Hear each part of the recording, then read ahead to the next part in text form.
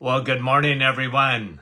And thanks for coming on with us this morning. Good to have you with us, and we sure appreciate it. And I'll say hello to a few friends here, and thank you again for your patience last week. Brahim, how are you? Good to have some of the familiar Mike. Norland, how are you? And let's see, who's number 3 here? Andrea? No. Lynn from Aurora, good morning. Rosalinda, how are you?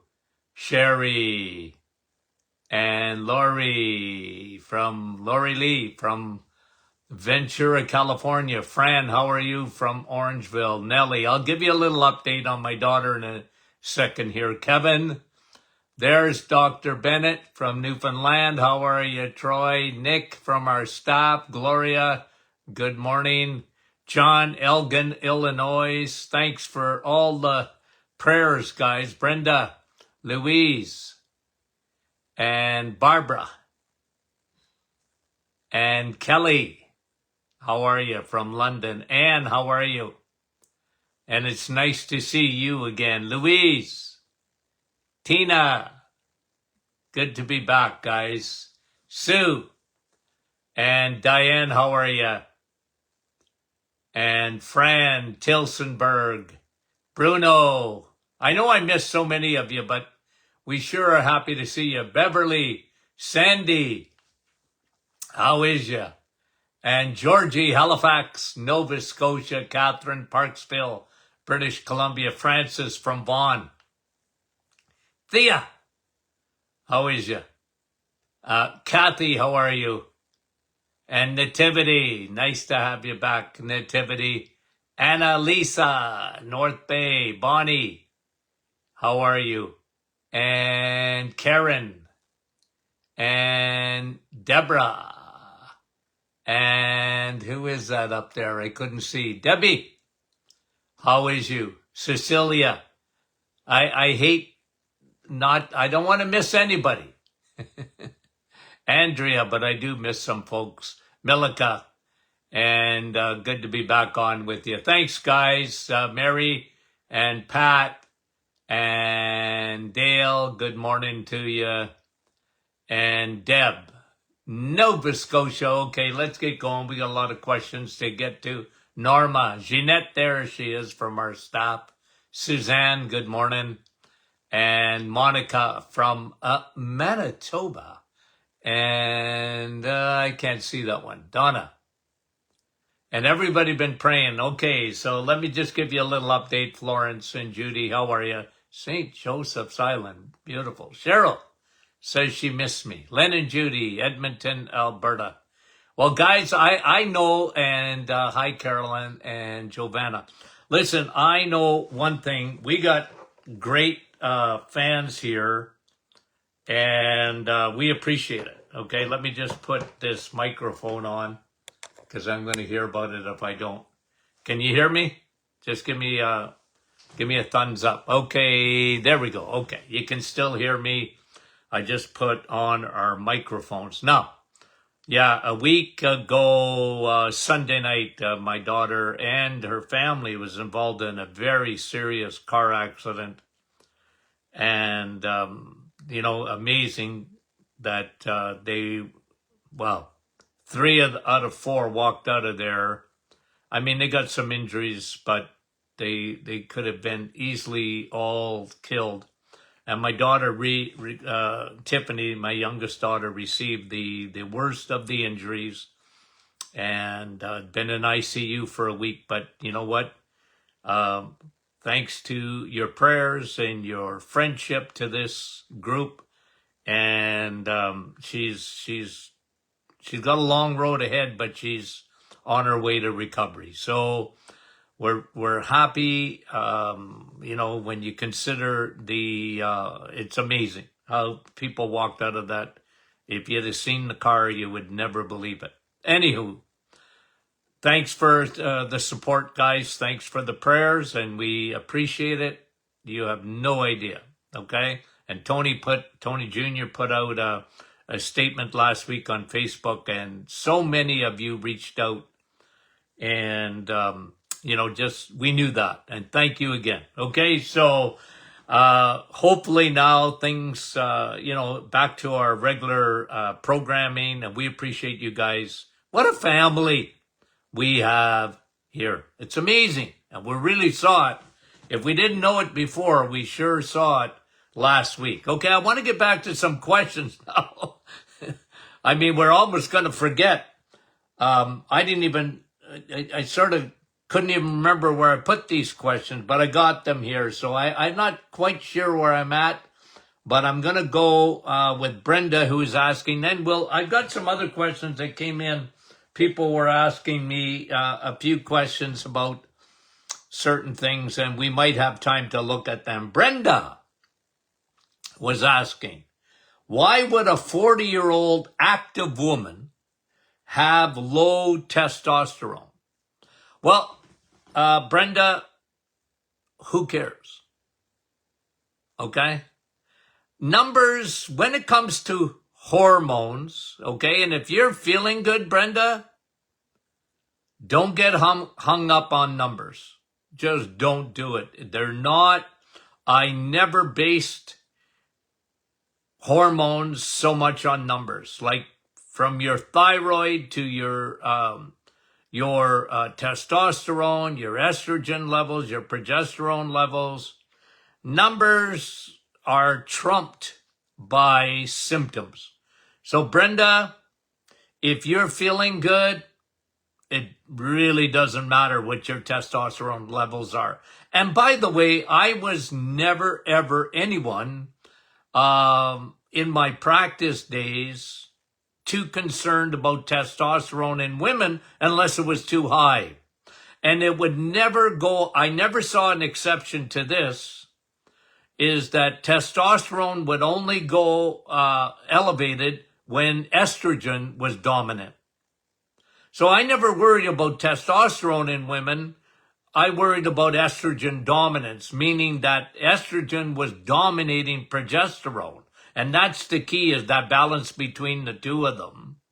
And that's what I would look at. Because, for example, in polycystic ovarian disorder, PCOS, which is, been spending a fair amount of time in the hospital in the last week, talking to quite a few nurses, both male and female. But, I could tell just by looking at a nurse whether they had PCOS or not, polycystic ovarian disorder. I could see it. And it's too much estrogen compared to progesterone. And that elevates your testosterone in a woman. That's how they get acne. That's how they get hair on their chins. They lose hair on the top and grow hair on their chin, or they grow a mustache. And I would tell you, Brenda, I'm not worried about low testosterone in a woman. As long as you're balanced between estrogen and progesterone. I know there's doctors that do bioidentical hormones, and they get into the weeds, in my opinion. They really do. They start tinkering with everything based on blood work. I never liked it. I would go on symptoms. And let me just see if I can get a little bit, if I didn't misplace this too much. Okay. And if you came into my office and then you filled out a questionnaire, okay? And this is the questionnaire that I would give to women before they even set foot in my office, because symptoms always trumped blood work, because we used to look at estrogen. We used to look at cortisol. We used to look at all those things. But we used to look at the thyroid. We did different thyroid tests. But again, symptoms always came before blood work. Always. And my staff was trained like that. We did the blood work. We did the urine test. We did the saliva test. But, okay? Ladies, do you have painful breasts, increased breast size, water retention, pelvic cramps? Are you bossy or moody? Decreased sex drive, bloating, headaches, weight gain, cold hands and feet, sluggish metabolism, hair loss, PMS, fatigue? Do you have bladder issues?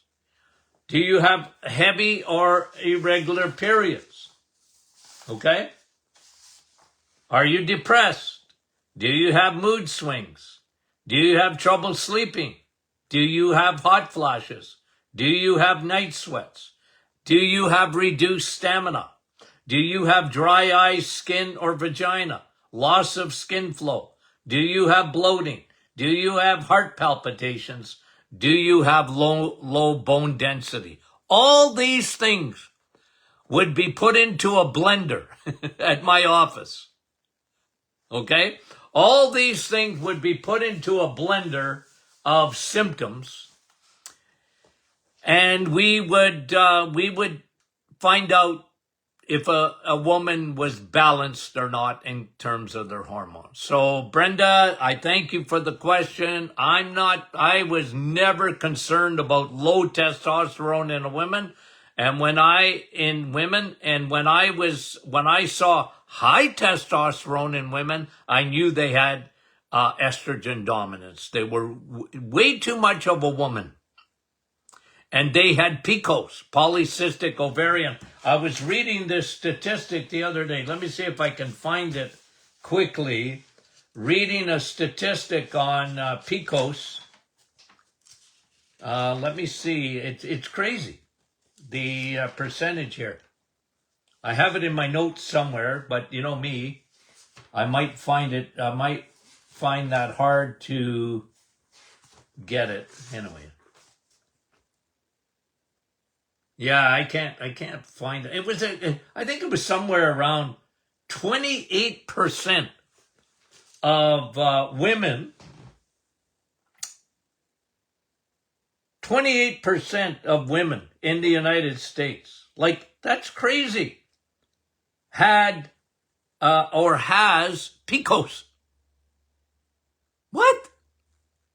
Polycystic ovarian disorder, which is characterized by, usually bad skin, hair in the wrong places, weight gain, just in around the hips, and they have insulin resistance because insulin makes the ovaries grow, and they had too much estrogen, and that makes the ovaries grow. You put estrogen and insulin together and you got trouble. Too much estrogen and too much insulin and you got trouble. That's PCOS.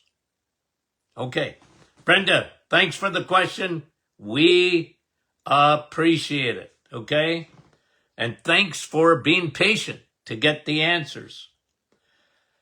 Okay, Jen is asking a very good question too. How does prolonged stress affect the liver and pancreas as far as dealing with starches and carbs, the inability to handle them? Well, look, you've got two separate problems, but they can be combined, okay? Now, I brought this to you before, that you can elevate, and this has been proven, you can elevate your A1C. You know how much I like A1C. If you're going to get a blood sugar test done, get your A1C done. That's an average of your blood sugar over a period of 3 or 4 months. And how they measure that is they take your red blood cells, and sugar attaches to the hemoglobin, okay, in the red blood cell, and they glycate the red blood cell. They hook onto it and they age that red blood cell. It's called glycation. And you can actually measure that by doing a blood test. And I found it to be one of the most accurate tests for insulin. Now, you can get an insulin test, an insulin fasting test. I like it too. But doctors are reticent to some extent to take your, I don't know why, but they are, to get that done. But they will do your A1C.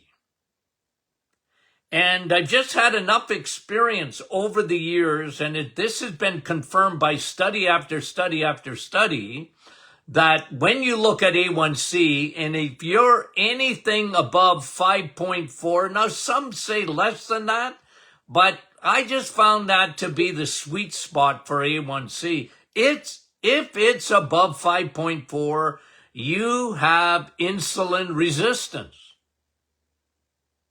You and carbs don't get along. That's what it means. And those red blood cells, the hemoglobin inside the red blood cells are being glycated by sugar. That's how they test it. And I want to go into this week some forms of glycation. Okay, what is that? What does it mean? And what does it do to you?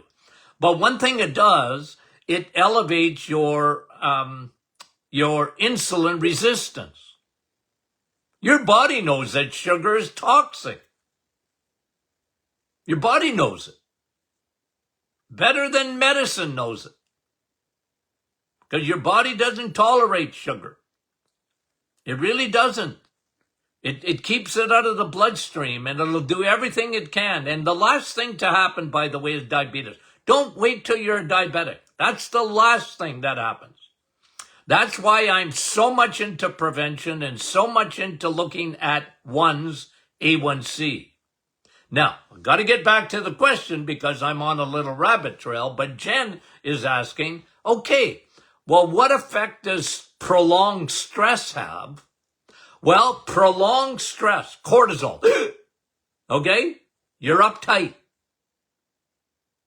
Cortisol is your stress hormone. It's being secreted. And I've never seen anything like it. I've written books about it. 2 hormones that want you dead. Insulin and cortisol. Insulin and cortisol. And they go together in a lot of ways. And if you, in the absence of food, you can elevate your A1C. You know how? Just be stressed. If you don't think stress affects you, you're living on the wrong planet. And cortisol is something that I've been talking about for 50 years, but in the last 20, I've never seen anything like it. Almost everybody and their dog that came in to see me in the office had high cortisol. Not everybody, but just about. It was so common. It was unreal. And and Tony Jr. and I always say that, your body can be stressed over a lot of things. It doesn't differentiate between, me being stressed last week. Can you imagine? A father, a grandfather, like if I'd have measured my cortisol, it would have been through the roof, I'm sure. And cortisol is not meant to be there for a prolonged period of time. And yeah, it can affect your insulin, for sure. It makes you insulin resistant over a period of time. So it becomes even more. And when you're stressed, what foods do you reach for? This is just a fact. You reach for a quick fix.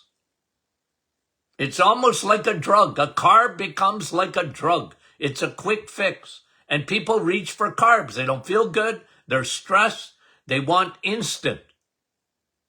And so they usually choose the wrong foods. Well, imagine if you see, and that's the link, guys. I don't want to get too far down a path, but I got to tell you, there's a huge link between anxiety and depression.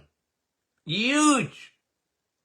And I remember years ago telling people, even on my radio show, telling people about the link between anxiety and depression. I said it's a two-headed coin. Depression is not on its own. It usually has a side to it, and even the Bible says that. I think it's Proverbs 12:25, if I'm not mistaken. Anxiety leads to depression, and they're linked. And that's and so cortisol is very much involved with that. Well, then you don't feel good, and this is not only anxiety and depression. You're down. Guess what you eat? You guess what you eat. And this is why I talk so much about preparation, getting ready. When you go through difficult times, it's not if you will, right?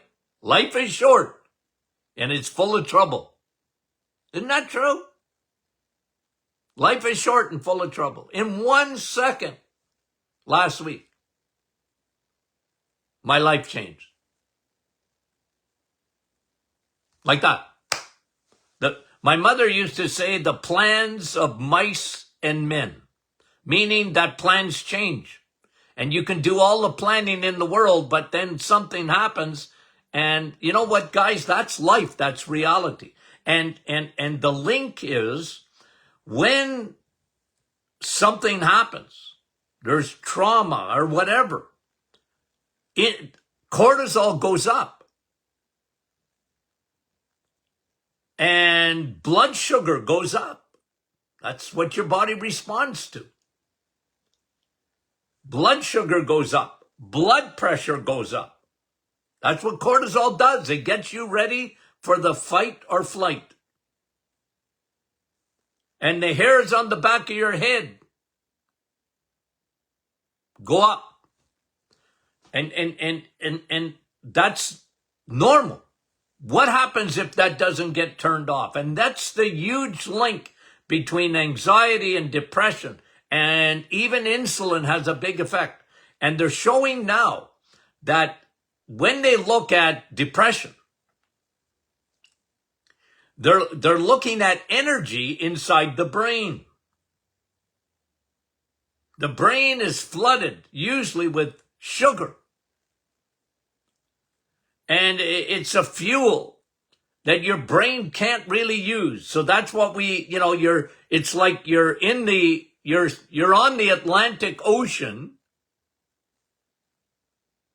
You're surrounded by water, but you can't drink it. And your brain cells, they can't use that glucose. They get flooded, but they can't. It's not energy that they need. And so the mitochondria suffer, the battery packs in the brain suffer. And there's a huge link now. We're looking, the research is really starting to show up on energy in the brain and the mitochondria. That's why, guys, this is why I emphasize the reset. I emphasize it, because your brain will thrive if you give it the right fuel. Okay? So, Jen, I know I gave you a long answer, but yes, prolonged stress does affect your pancreas big time. It does. And that's why when you form good habits of eating low carb, not no carb, but low carb, high fuel octane, meat and eggs with the choline there, and the vitamin A there, and the vitamin D there, and the taurine there, and the L-carnitine, and the CoQ10, and the L-carnosine. All of these things make your brain thrive, and it makes you much less, even if you're stressed, to depression. And anxiety won't lead to depression if you can get that fuel right, in spite of going through enormous difficulties, if you know what I mean. That is such a good question. Thanks, Jen. Suzanne, what is the normal reading for a PSA if it's high? Well, PSA is prostate stimulating antigen. Don't you love medicine? Why don't they just call it the prostate test? The PSA, okay? Well, really, PSA should be 0. I mean, really, normal is 0. But I have never met a man, or very few, over the age of 50 that doesn't have some swelling of the prostate. Okay? Because what makes that prostate, ladies, this is for you too. What makes the prostate grow? What's the growth hormone? 2 of them. Estrogen, insulin. Men over 50 often have more estrogen than their wives. And when estrogen goes up, you know, we answered the question, hold on, let me get it again, for Brenda. We answered her question. Because I don't care about testosterone levels in women. It's not the key. In women, the key is estrogen and progesterone. In men, the key is testosterone. Now that's important. But when estrogen goes up in a man, testosterone goes down. This is the way it is. And today, we got a real crisis in our world. We do. We don't have enough men in our world. And I mean hormonally too. Like, it's unreal. The statistics on testosterone, every year they go down 1%. Well, you know what? The world is seeing a huge absence in men, real men, because they got no more testosterone. And that makes the prostate grow. Testosterone, if it's low, estrogen takes over in a man. Shouldn't be. We don't need estrogen. We don't. We get some, but we don't need it. It's like a woman with testosterone. A woman doesn't need testosterone. There's a little bit there, but they don't need it. You don't need testosterone. You can get strong, ladies, without testosterone. You can build muscle without testosterone, ladies.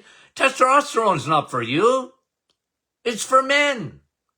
And I'm sorry, I'm still old-fashioned when it comes to that. Men and women, we're different. We come from different planets, if you haven't noticed. Okay? But it's a very good question, because PSA should always be normal. It should be 0. It should be, but you rarely ever see it at 0. I never get too concerned about PSA in terms of, I just got to say it, because that test has been misused.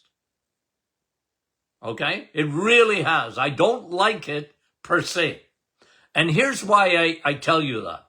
Because they've taken the PSA and used it as a cancer test in men. It's been a huge, it's not been good. And the reason is because when a physician sees a high PSA, well, then he wants to go explore. And he wants to get let's do a prostate test. And I'm not telling you not to get a prostate test done. Okay? I'm not saying that.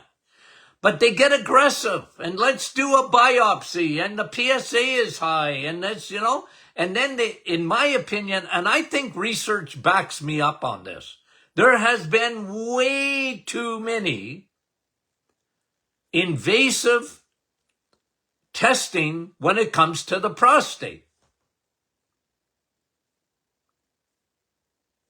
And I'm big on getting estrogen down in men and balancing estrogen and progesterone in women. The PSA, yeah, and you know what? The author of that test, the founder of that test, the inventor of that test, has repented in sackcloth and ashes because he didn't want that test being used for cancer. He wanted it to be used for inflammation of the prostate. And anyway, that's another issue, but it to me, it's been misused. It's been misused, okay? So, if you get elevation of the PSA, I am big on men doing the reset, getting their insulin down, getting their estrogen down, and getting their testosterone up. And get strong. Sun, steak, and steel. All three of those have a huge effect on the prostate. And I put that in my book, Sun, Steak, and Steel. You can read all about it. Okay. Very, very good questions. Okay, that was Suzanne Francis. Does the menopause formula lower estrogen or block xenoestrogen? More blocking the xenoestrogens. Okay, because I remember, I think it was Renee. Yes, Renee asked me if I, why can't they measure, if you're saying, Dr. Martin, we got too much estrogen in the world, and we do. Okay? We do. It's not even debatable. But there's xenoestrogens, and you can't measure xenoestrogens in a blood test. So when they come back and you're 50 years old, for example, or you're perimenopausal or you're menopausal, Dr. Martin, my estrogen is going down. Yeah, I know. But I don't like giving estrogen, and the reason I don't is because you're already got too much estrogen. I know it's not the estrogen in your blood, but you got xenoestrogens. Everybody on the planet is surrounded by xenoestrogens. And I don't care if you run away to Costa Rica. We're surrounded by xenoestrogens. They're in the environment. They're in our plastic, and plastic is everywhere. They're in PCBs. They're in fertilizers and chemicals, and every chemical known to man. They mimic estrogen. If you think you're getting away from that, good luck.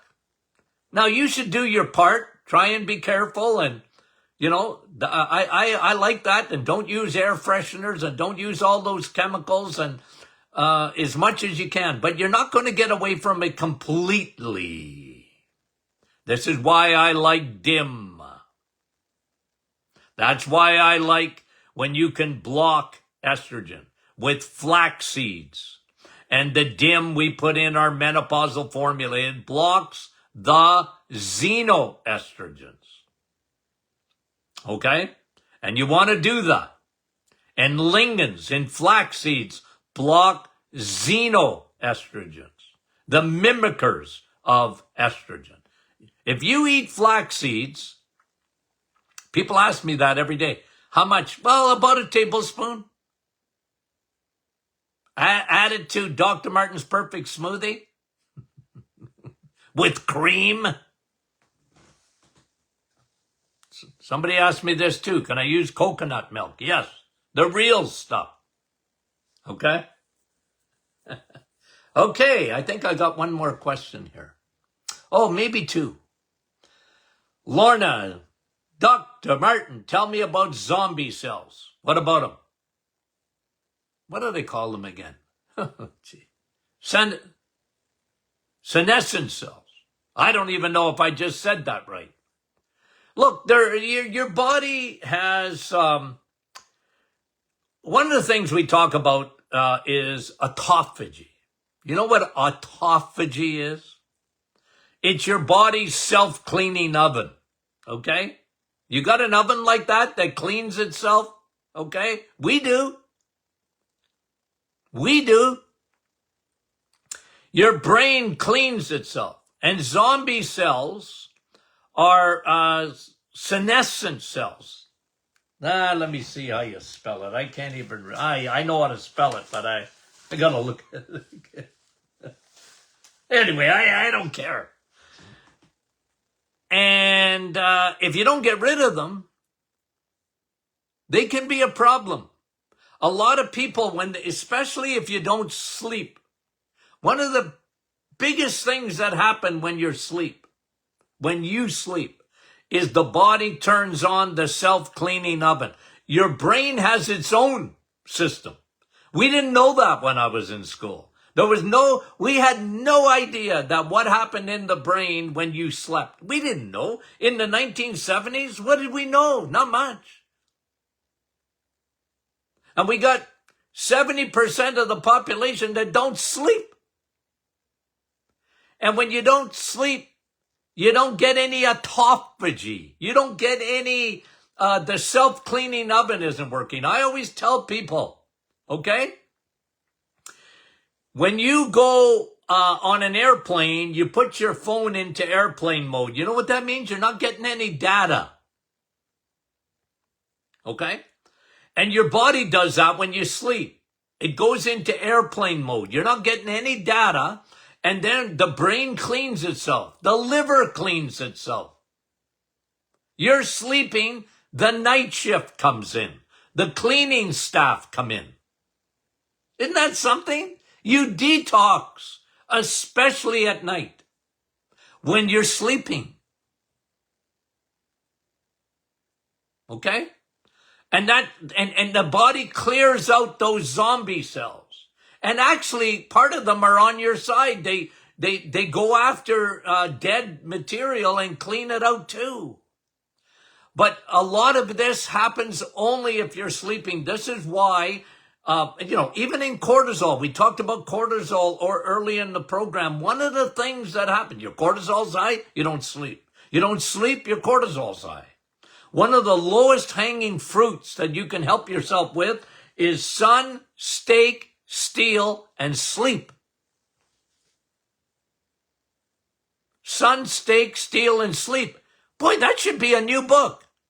Oh, it already is.